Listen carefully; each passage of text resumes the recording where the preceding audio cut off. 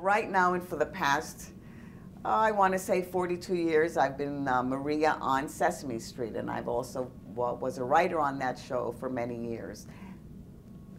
Now, what is the writing about with Sesame Street?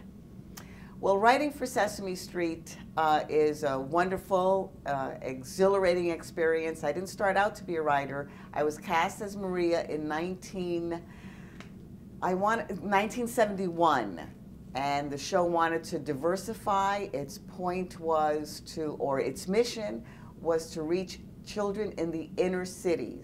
And in order to reach these children, they wanted role models or people that they could relate to. So I was cast as Maria, so the little Hispanic children in the audience could have someone to relate to, and I've been playing that part ever since.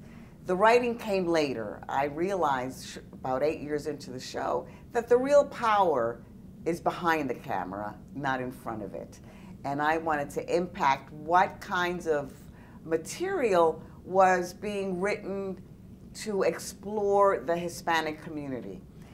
Let me say this, I think this is important because I was raised in New York. I'm Puerto Rican, by the way.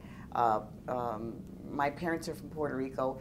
All the years that I watched television as a kid, I never saw anybody who looked like me or who lived in the same neighborhood as I lived in.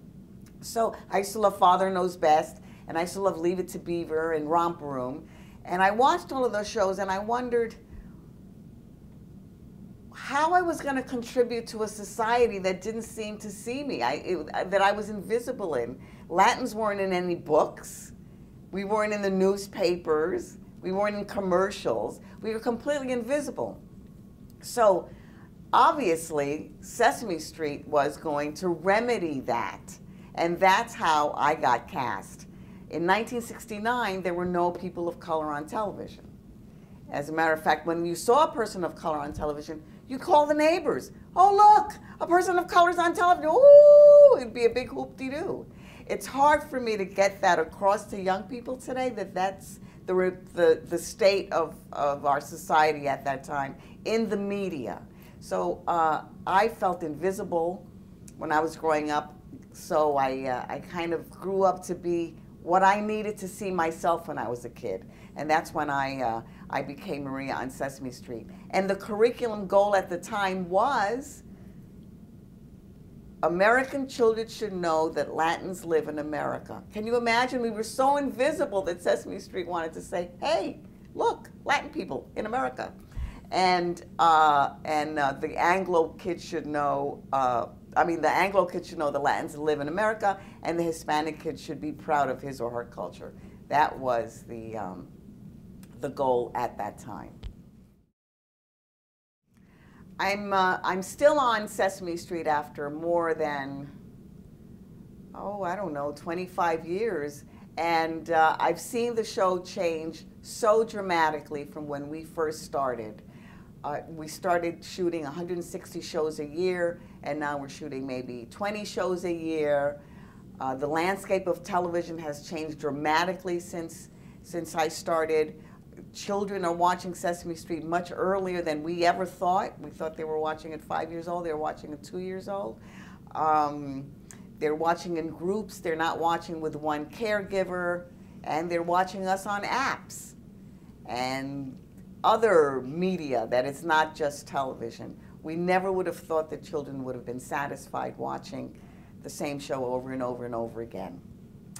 And they are. This is before, remember that Sesame Street was created before DVDs, before computers, before on-demand.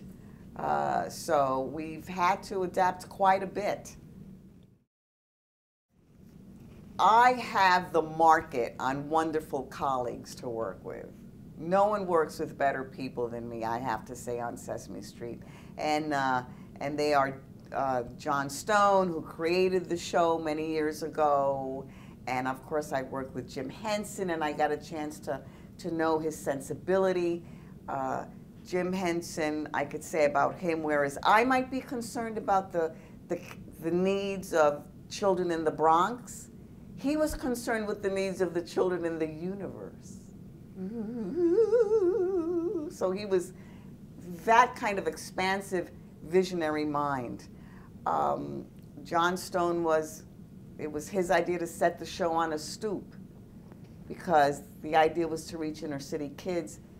And then, I don't know, somebody said, well, where's it happening in the inner city? It's all happening out in the stoop. And that's why the set of Sesame Street is what it is. But the person who helped me the most was Dulcie Singer. And she was one of the early women producers in the business. And she was the producer of the show. And I would have some questions about the Hispanic content. Finally, she said, you know, Sonia, why don't you try writing it? And I went, ooh. I mean, she put it right back in my lap. I had never written anything in my life. As a matter of fact, I always tell a crummy joke about how my house was so devoid of pencil, paper, books, that when we had to write a phone number, sometimes we would take my mother's eyebrow pencil and write it on the wall. But when she said, you can, why don't you try writing it? I did. And I was so nervous that I handed in my scripts the last day of the season. In case it was horrible, I wouldn't humiliate myself. I'd have a couple of months and not have to face anyone. Well, they ended up shooting my audition scripts, and I was very happy about that. Why did you decide to work in New York rather than go to Hollywood or to another major production center? Well, frankly, I've never gone to Hollywood because no one's asked me to go to Hollywood and work in Hollywood. I certainly wouldn't mind going to Hollywood, but this is an opportunity for me to tell you that when I first started Sesame Street, there were a lot of sitcoms that wanted Latins in them. And I would audition for them, and my agent would want me to get them, but they always wanted me to have a Puerto Rican accent.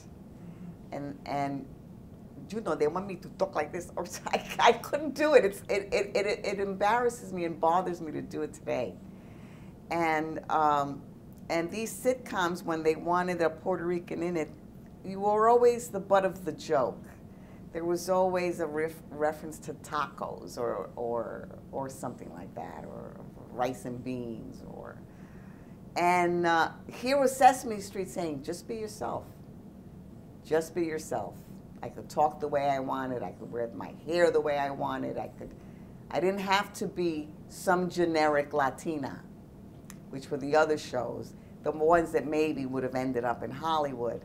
And so I was always a little nervous about, what if I get this?